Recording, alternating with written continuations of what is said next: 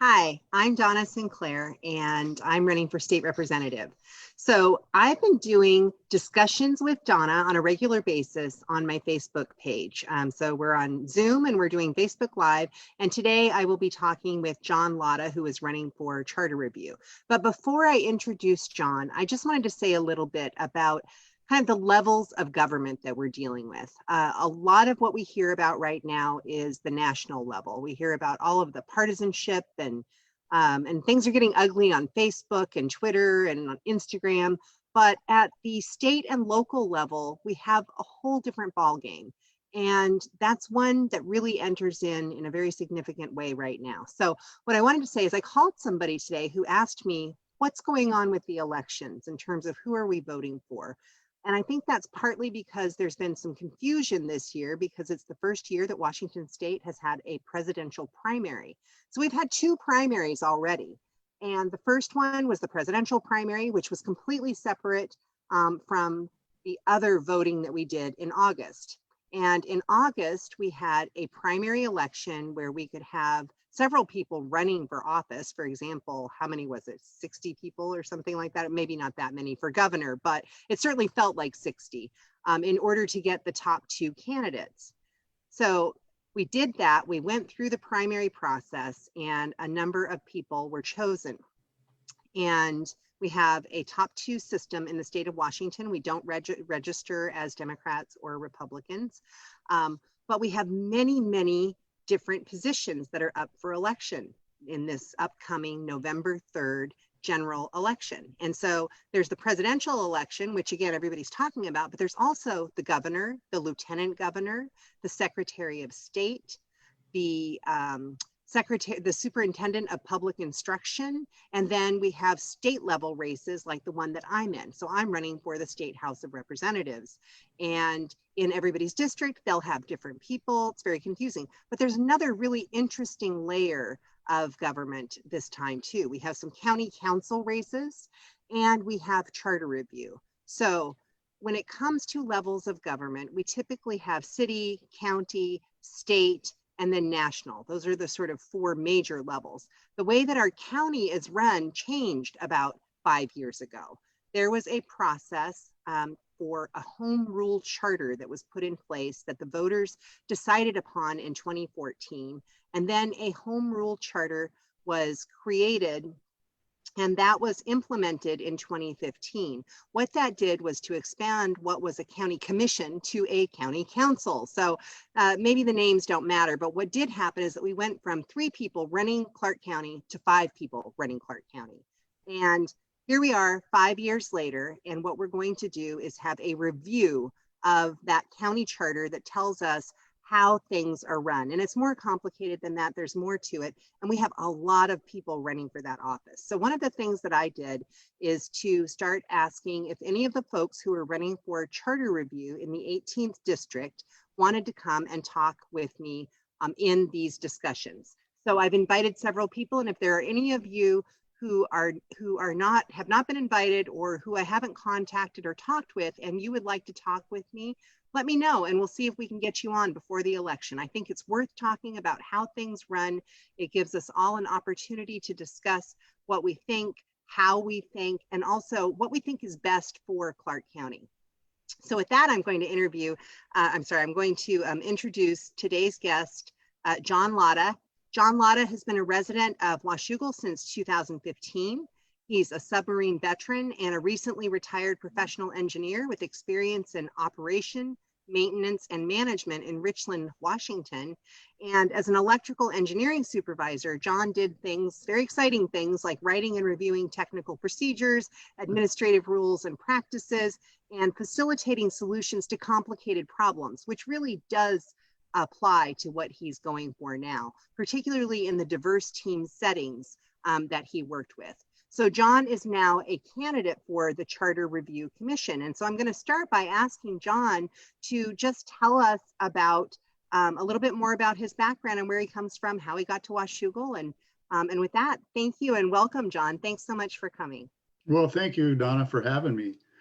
I just got here to Washougal in 2015, but before that, I grew up in my dad was in the Air Force, but I grew up mostly in Southern California in the Mojave Desert, in a town called Apple Valley.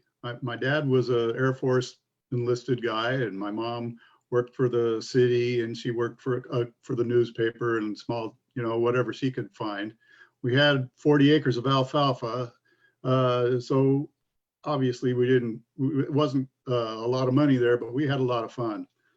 And but my parents always told me the importance of education. So after high school, it was the Vietnam era. I went and joined the Navy because of they offered me some education. They offered me some technical education.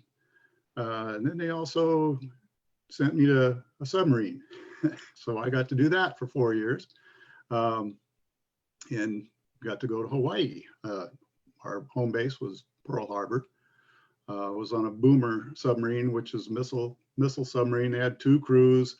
One crew was on for 3 months, and the next crew was on for 3 months. So I was 3 months here, 3 months back, or 3 months gone. I mean, and so Mimi got to live in Hawaii for 4 years, and I got to come visit her. But that's still, I have to say that was good, a good time. After that, I came out and went to work in the Hanford area as an electrical engineer at the power plant there. So, and they sent me to school. They didn't send me to school. They paid my tuition. So I really am, that was one of the best things that happened to me there too, is I got to finish my school there, and spent 34 years there, learning about the plant and becoming a supervisor. And then we retired and wanted to see, the reason we're in Washougal is because we wanted to get away from the desert a little bit. I lived in it all my life up until then. And we have, Washougal is kind of laid back. I mean, a sort of a small town atmosphere anyway, and with access to the Portland airport, because my wife and I wanted to travel. So that's how we got to Washougal. So you mentioned Mimi. Can you just tell us who Mimi is? I know who Mimi is, but Mimi is my wife, and I back on that story a little bit. After I joined the Navy, one of my schools was in San Francisco, a technical school there, and one of my classmates' sister is Mimi. Mimi was my classmate's sister, and that's how I met her.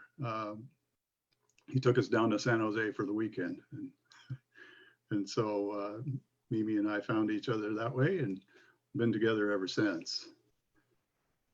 So you were on a submarine that you said you were based out of Hawaii. Did you? So you never went as far as Vietnam, it sounds like. Did you ever get close to the war zone, or? Well, maybe. I don't really know. I was on a submarine. The people that need to know where you are know where you are. The rest of us, we just do our job. And my job was back in the propulsion plant. So my job was to push. And the only thing I knew is that I could tell if we were going north or south basically by watching the seawater temperature change. So I don't really know. I suspect we were nearby somewhere, but our job is to launch missiles from the ocean. So we stayed out there, so wherever they sent us. Well, that's interesting. I don't know if I ever told you this, but I started kindergarten in Hawaii. My mother was living in Hawaii during the Vietnam War, and so that's where I started kindergarten. And then we came to the Pacific Northwest again. My mom was from here, anyway. So I know Hawaii was a real home base, and it's of course a beautiful, wonderful, nice home base. And yeah, we like to go back. We like to go back to Hawaii when we can to visit. Yeah, let's hope we can all get back there again sometime soon after COVID.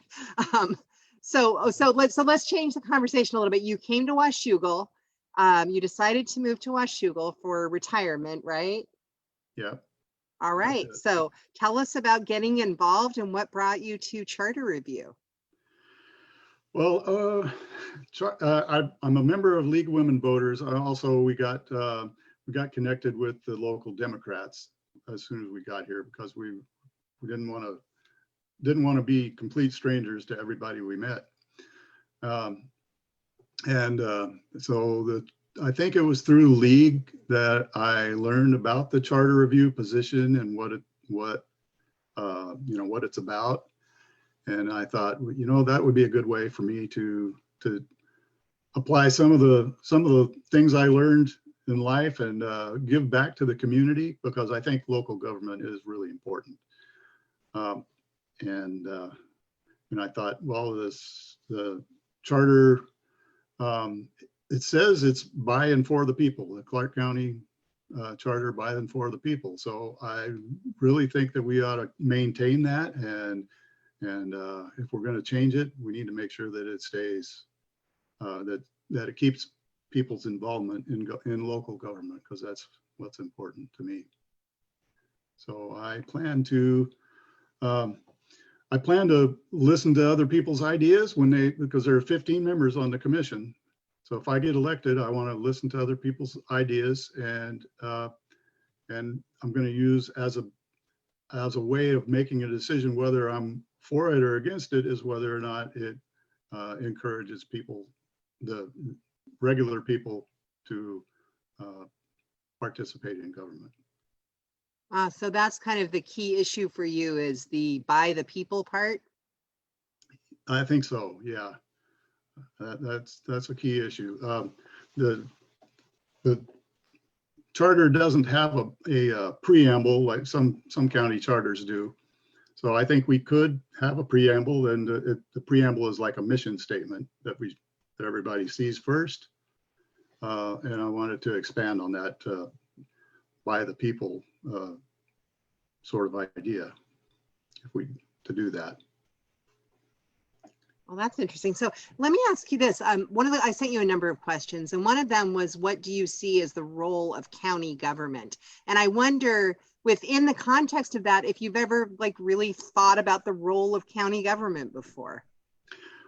Yeah, not until I decided I was going to run for Charter Review Commission and started looking at that. Then I have thought about it a little bit. I think the main role of county government is to coordinate resources, coordinate the state and local resources, and government. I mean, we have state laws, we have city laws, and we have city governments, we have state governments, and the county is kind of in between there, but sort of it's part of each. I mean, you need to coordinate things, including in our case recently, public health. Public health issues are important. So that's what the county government does. Services like fire protection, police, the water, sewer, all of that stuff has to be coordinated with the different local entities. So how does the county government affect people's everyday lives? So there's the coordination, which you're really addressing that whole levels of government issue, right? The county coordinates between the city and the state, and the city has direct relationships with the state to some degree too, but there are different rules kind of on these levels, but they all have to work together. But how does that affect people's everyday lives? Well, we have growth planning is one important way that it does affect people's lives.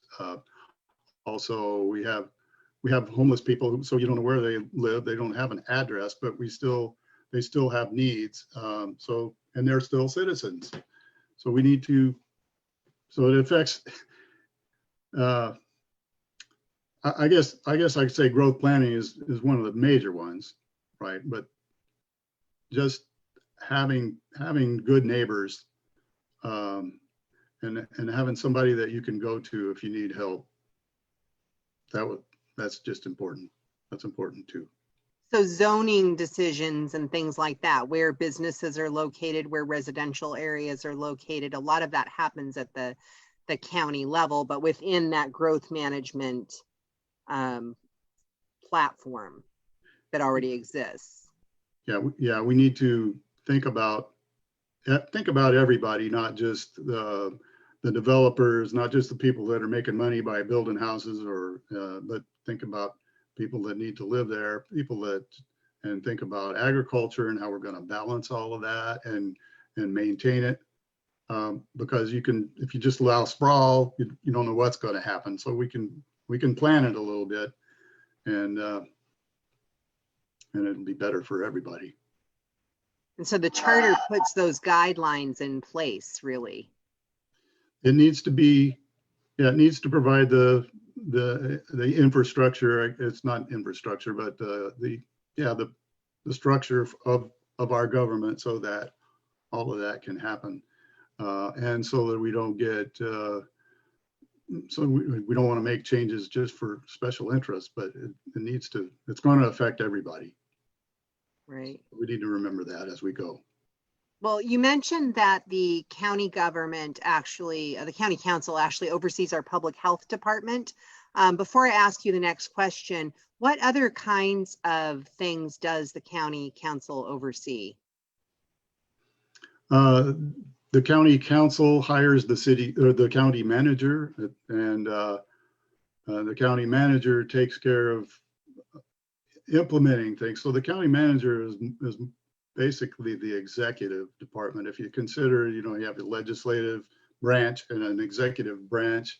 In our government, the legislative branch for the county is the county council, and the executive branch is the county manager. So the county manager gets to hire and fire, his or her people to run the things in the county. Well, that makes sense. That's a good way to put it, I think, John. And so the county council does oversee the public health department. And one of the questions I asked you was, recently we saw 2 county councilors, Quiring and Medviggy, ignoring the mask mandate publicly at a political event. And then the following week at a Board of Health meeting, Eileen Quiring said she was told she probably read and been told by doctors that there's evidence that face coverings don't help reduce the spread of the novel coronavirus. Now, she's backtracked since then and said that she does believe in mask wearing. And the question that I have about that is, what is the responsibility of elected officials in relation to public health emergencies? And I think this is the important part for you. I think I would put the other part out just to anyone who's watching or thinking about that. What responsibility do elected officials at all levels have in relation to public emergencies, public health emergencies? But what role does the home charter play, if any, in guiding any of this? Yeah, I have thought about that. I have been thinking about that question because in today's the Columbian, there's an editorial specifically about that issue, though not specifically about how the charter would be would affect it, but that and I think public officials, including the county council, their job is to use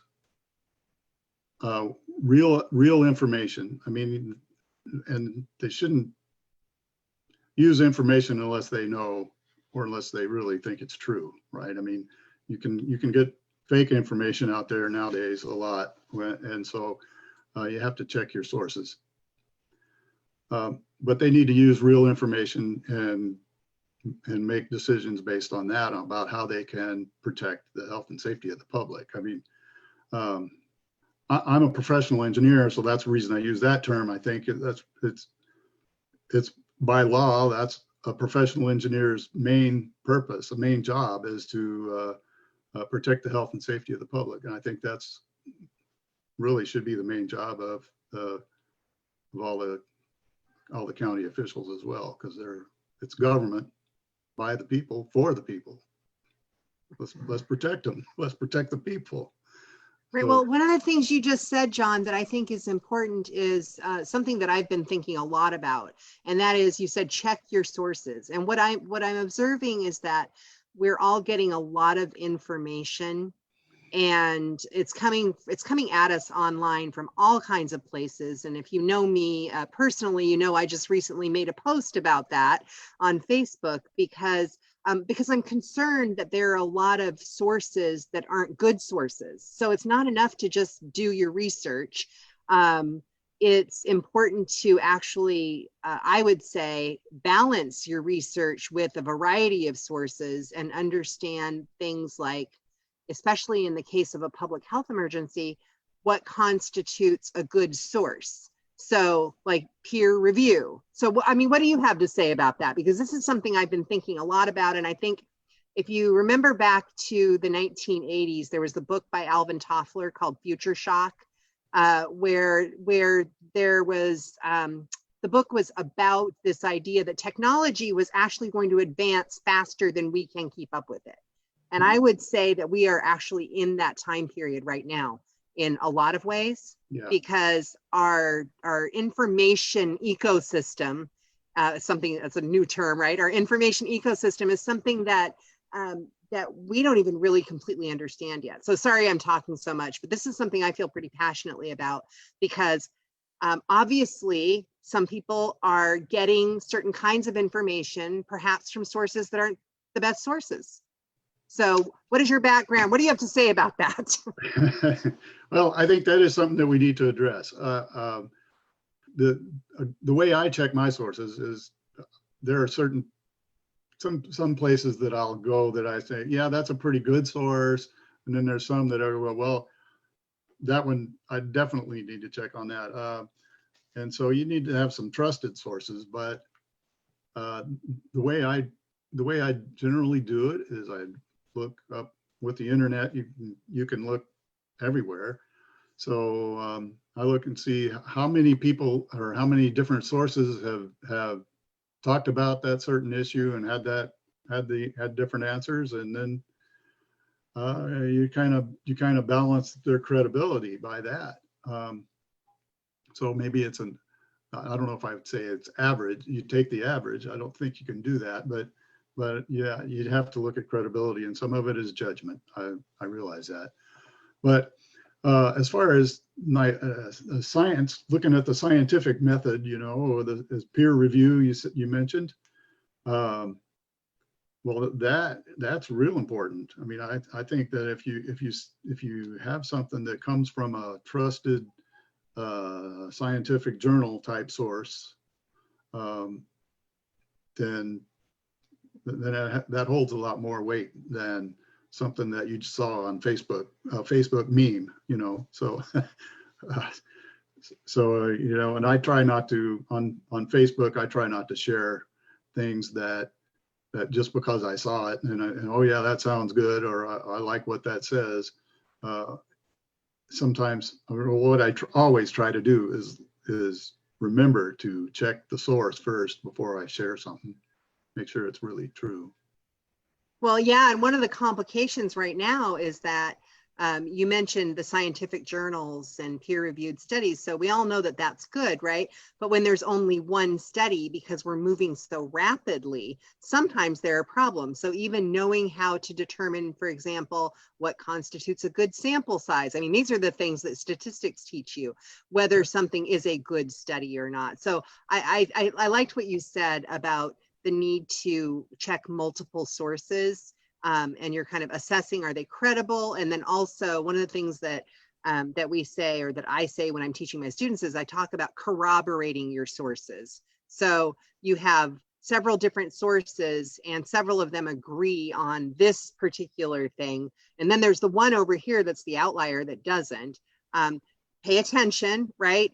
But generally, you want to lean in the direction of the ones where there's been a lot of different, not just repeating of one message, because that's another problem we have. Anyway, I didn't mean to go down that rabbit hole completely, but it really is something I'm concerned about on a lot of levels in this election, because we're seeing information deliberately being put out there that isn't true. And that's something that we're seeing affect our social environment. And so go ahead. Yeah, I agree with what you're saying. And I think I've seen, well, we've all seen government sources not being as credible as they used to be. And it seems like they're trying to sometimes put out alternate information that's not true. I mean, they're trying to, some reason they're trying to reduce their own credibility. So I think that is a big disservice to the citizens. I think our government sources ought to be some of the most credible, and that's what we need to work for. So if our Clark County, Clark County government should tell us real things, tell us the truth, and not try to what's the word, send you off in the other direction, because we need to make good decisions for ourselves. Well, and I think that's actually one of the things when I think about the charter, and this is a question really for anybody who's running for charter review. How do you have some guidance for government that includes the need for technical expertise, right? And that's actually what we have in the administrative arm of government, right? All of our agencies are staffed by people with technical expertise. And the idea is that the elected officials will actually listen to technical expertise because those people have been trained, just like you're trained as a professional engineer. How long did it take you to get that degree? Well, because I got my electrical engineering degree at night school, so it took me a lot longer than it takes most people. I was actually off and on at night school, so it was really more like 20 years. And a professional engineer is a license. It's a state issued license, and that's a different test. So it's still, after, I kind of did them both at the same time is what I did. Most people go with the college degree first and then get the license afterwards. And I got the license before my college degree, but it was all because, but anyway, the point is, it takes a long time. You can't do it in a week or a day or several weeks. It took me 2 years of hard studying to get the professional engineer license. And that was after I had finished a couple of years of college engineering school. So I guess that you need trained people. Okay, right. And I guess I would just say that epidemiologists have put even more time into understanding how disease vectors travel than that. And that's a lot. I mean, we all know anybody who teaches or knows anybody who's in engineering, you have to be pretty sharp to get an engineering degree. So I'll just say that, and not to belabor this, but I just really think it's important to kind of understand where information is coming from, who are the people who are creating the information. And I didn't mean to, as I said, I didn't mean to go down that rabbit hole. I had another question for you, and this is another pertinent question because we have so many things going on in our society. And that question was, what do you see as the Home Rule Charter's role, if any, in social and racial equity? And what does that mean to you? Now, I know you said I gave you some things to think about, but I think this is a pertinent question because there's been a lot of backlash, again, toward our county chair for some of the things that she said. For example, saying that systemic racism does not exist in Clark County. I'll make sure that I qualify that. But what is the role of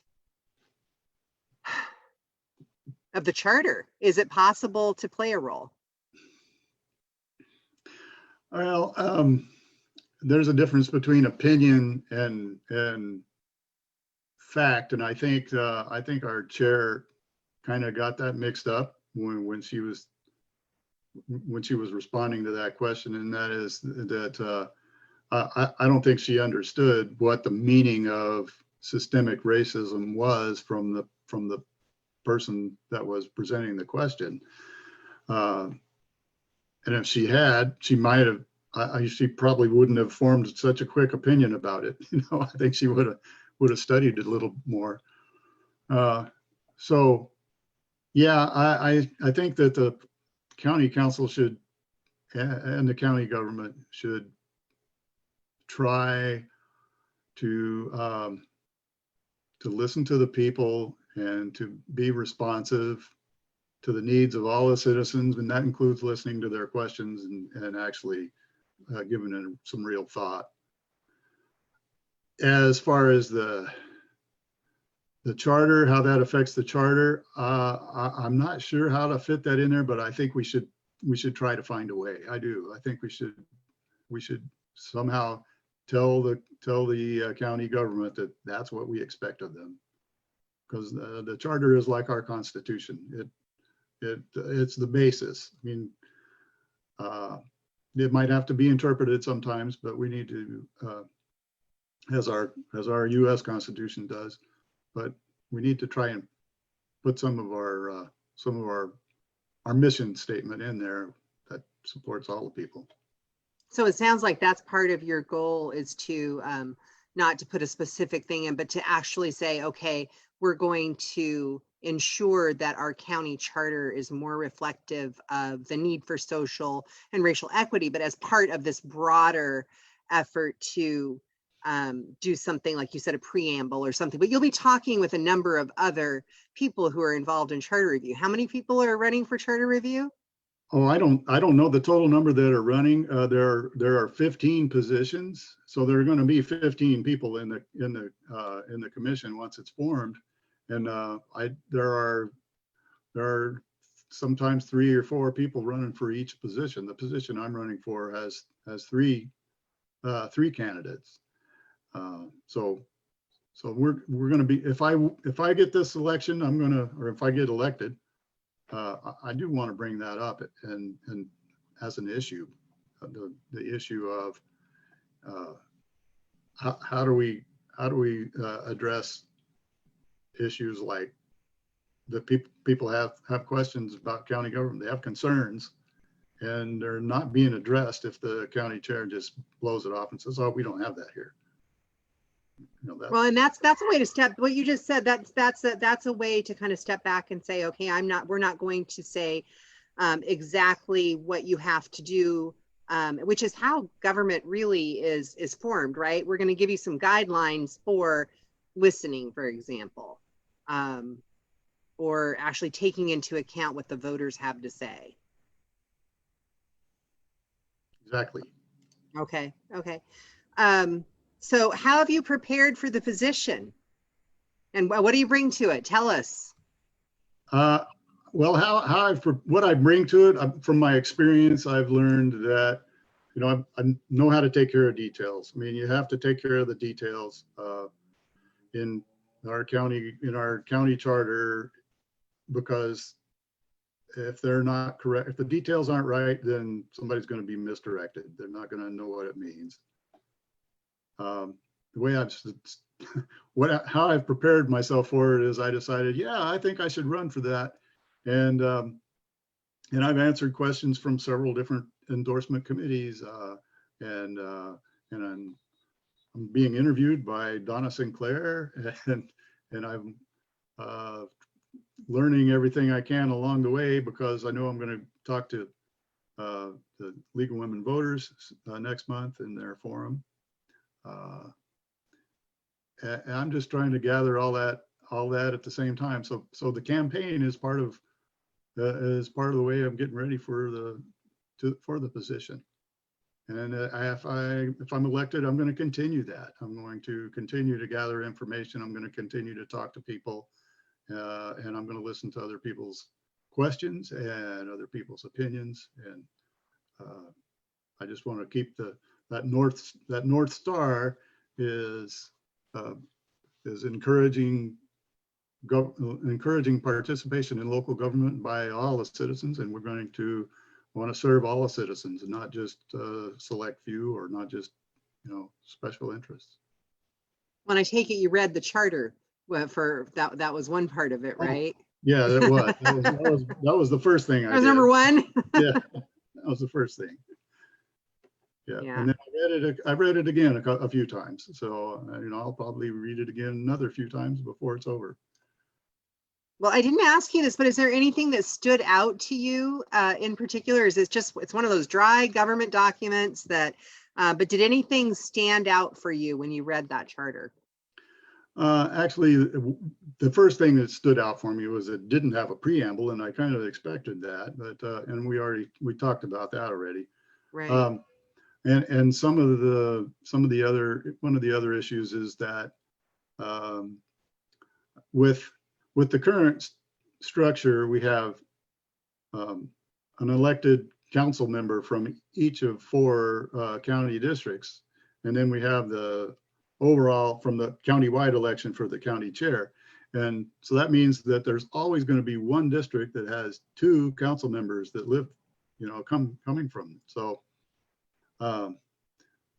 one way we might, and I don't think that's correct. I think we should have equal representation as much as we can.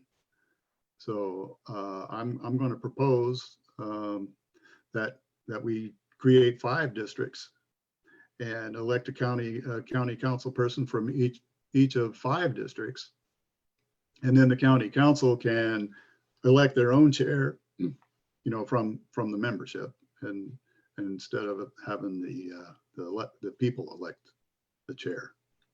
We're going to elect that person as a council member anyway, so they're all, and that would be a little bit more equal representation that way. Well, and that's interesting. That might be more controversial than it seems, just because I'm thinking of in Washougal, if you're aware of the form of government changing, the form of government changed from a strong mayor form of government to a strong council form of government, where the council elected the mayor, but then with the caveat that in the next election, that the mayor would be elected, or that the voters would vote on whether or not to be responsible for electing the mayor. So anyway, I think that's one of those interesting questions that you'll be chewing on as a group if you win this race. Yes, and I think in the past I looked a little bit I looked at the history of how the charter came about, and some of the discussions from that era as well were around that same subject about whether or not we have whether or not we have an elected manager, an elected executive, or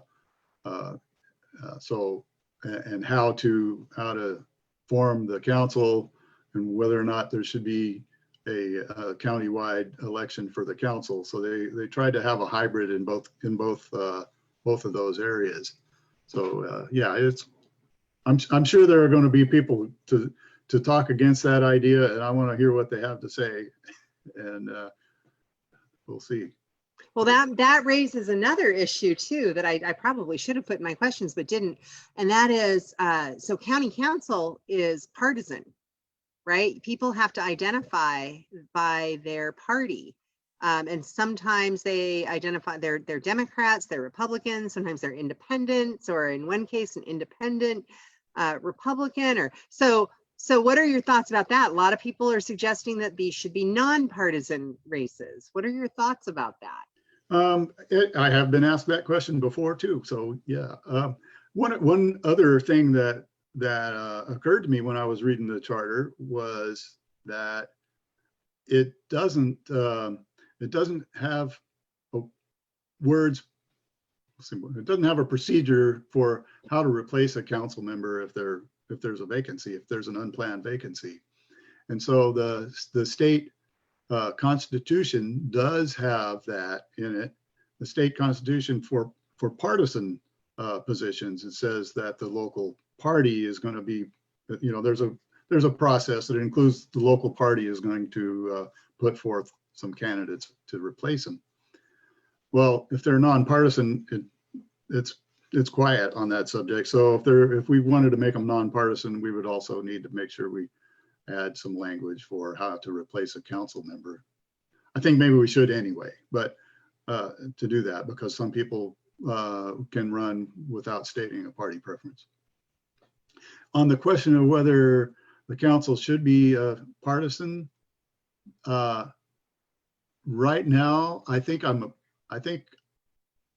they think they should stay partisan, because as a voter, when I see a candidate listed, the first thing I want to know about them is what party do they support, and because that tells me a whole lot about that about the candidate.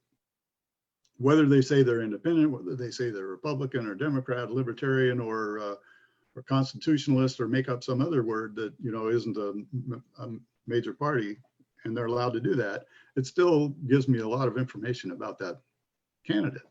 So as a voter, I would want them to remain partisan. Okay, that's a great response. It's just this is going to be I think this will be interesting as I ask people about this issue, because I'm going to be interviewing some other charter review candidates too. Is there anything you want to add about charter review that I haven't asked you but should? Is there? I can't think of anything off the top of my head. Let me check something here. Maybe there's. Okay. See, I think you really covered it. You covered everything that I had thought we might talk about. And okay, well, do you have any questions for me? You don't have to have any, John, but if you do, really, we'll take them. I don't really have any questions for you. I think you've answered a lot of them anyway as we went along with your questions. I just hope that you get in office, and I know that you're going to listen to people, and you're going to take issues to Olympia and find solutions. I mean, I really think you're the best candidate, Donna. So thank you for having me. Well, thank you, John. Thanks for coming. This is fun. And if anybody stuck with us, we understand that the Seahawks game is on, so you can watch us later. Especially if you're someone who is interested in issues that have to do with government and governance, and the important role of the county and the state and local government. So I personally get a little bit excited. John, I could see some moments where you were getting kind of excited too. So I think that's a good thing. The people who are involved in operating our government really should be invested and interested. So thanks for demonstrating that by coming today. Thank you. And I'm going to go ahead and end our live stream.